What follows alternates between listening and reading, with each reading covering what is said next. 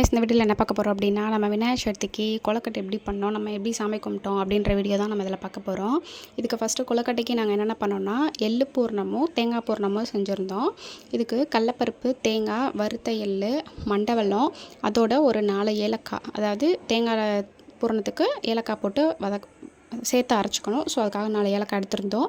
இப்போ ஃபஸ்ட்டு நிலக்கடலையோட அந்த ஏலக்காவை சேர்த்து நம்ம திரித்து வச்சுக்கலாம். இந்த மாதிரி கொஞ்சம் குறைன்னு திரித்து வச்சுக்கோங்க. ரொம்ப வலுவெல்லாம் அரைக்காமல் ஓரளவுக்கு கொஞ்சம் குறைன்னு திரித்து நம்ம அதை தனியாக எடுத்து வச்சுக்கலாம். அதோட தேங்காயும் நம்ம சேர்த்து நம்ம அரைச்சி அதையும் எடுத்து வச்சுக்கலாம். இப்போது வடைசட்டியில் நம்ம அரைச்ச தேங்காவை, அதாவது தேங்காய் திருவல் டைப்பில் நாங்கள் திருவுறதில்ல, ஸோ மிக்சியில் போட்டு இந்த மாதிரி நாங்கள் அரைச்சி எடுத்துப்போம்.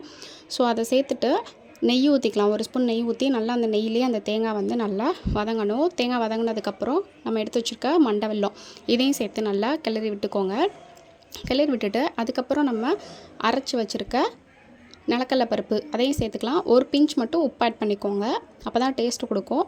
ஸோ அதுக்கப்புறம் அரைச்ச நிலக்கடலை பருப்பு அதையும் சேர்த்து நம்ம வதக்கி வச்சிட்டோம்னா தேங்காய் பூரணம் ரெடி ஆயிடுச்சு. இதுதான் தேங்காய் பூரணம். இது தனியாக எடுத்து வச்சுக்கோங்க. இப்போ எள்ளு பூரணம் வறுத்த எள்ளை மிக்ஸி ஜாரில் நம்ம அரைச்சி அதோட மண்டவெல்லத்தையும் சேர்த்து நம்ம அரைச்சி தனியாக எடுத்து வச்சுக்கலாம். இப்போது 2 பூரணம் வச்சதை நாங்கள் செய்ய போகிறோம். ஒன்று எள்ளு பூரணம், ஒன்று தேங்காய் பூரணம். கண்டிப்பாக எள்ளு கொழுக்கட்டை நம்ம செஞ்சு வைக்கணும். விநாயகர் சதுர்த்தி அன்றைக்கி விநாயகருக்கு அது வைக்கணும். ஸோ இப்போது தண்ணி சுடு தண்ணி கொதிக்க வச்சுக்கலாம். ஒரு பேனில் சுடு தண்ணி ஊற்றி நம்ம கொதிக்க வச்சுட்டு 1 ஸ்பூன் நெய் ஆட் பண்ணிக்கலாம். ஏன்னா அப்போ தான் ஒட்டாமல் இருக்கும். எண்ணெய் ஆட் பண்ணலாம், ஆட் பண்ணிக்கலாம். நாங்கள் நெய் ஆட் பண்ணியிருந்தோம். அதோட மாவுக்கு தேவையான அளவு உப்பு சேர்த்துக்கலாம். இப்போ தண்ணி கொதிச்சதுமே நம்ம தேவையான அளவு மாவு எடுத்து நம்ம கிளறி விட்டுக்கணும். கொஞ்சம் தண்ணி தனியாக எடுத்து வச்சுக்கோங்க. தண்ணி பத்தலைன்னா ஆட் பண்ணிக்கோங்க. ஸோ கிளறி வச்சுட்டு நம்ம இந்த பதத்துக்கு நம்ம மாவை உருட்டை பண்ணி நம்ம கொண்டு வந்துக்கலாம். இப்போது இந்த கொழுக்கட்டையை நம்ம இலையில செஞ்சோம் அப்படின்னா ரொம்ப சாஃப்டாகவே வெந்திருந்தது.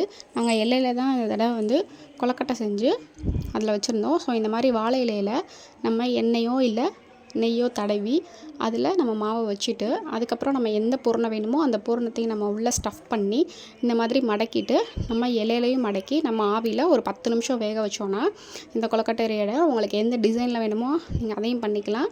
நாங்கள் இந்த மாதிரி இலையிலேயே கொழுக்கட்டை செஞ்சு எல்லாத்தையும் ரெடி பண்ணிட்டோம். இப்போது விநாயகருக்கு நாங்கள் படையல் போட்டது பழங்கள், அப்புறம் பொரி, அவல், கடலப்பருப்பு, அது மேலே சக்கரை, அப்புறம் மஞ்சள் பிள்ளையார் கண்டிப்பாக பிடிச்சி வைக்கணும். கடையில் நான் அங்கே பிள்ளையார் வாங்கலை, வீட்டில் இருக்கிற பிள்ளையாரை வச்சு கும்பிட்டுட்டோம். அதுக்கப்புறம் விழாமல் கண்டிப்பாக வைக்கணும். அப்புறம் கொழுக்கட்டை வச்சு நாங்கள் படையல் போட்டு சாமி கும்பிட்டோம். அவ்வளோதான். தேங்க்ஸ் ஃபார் வாட்சிங்.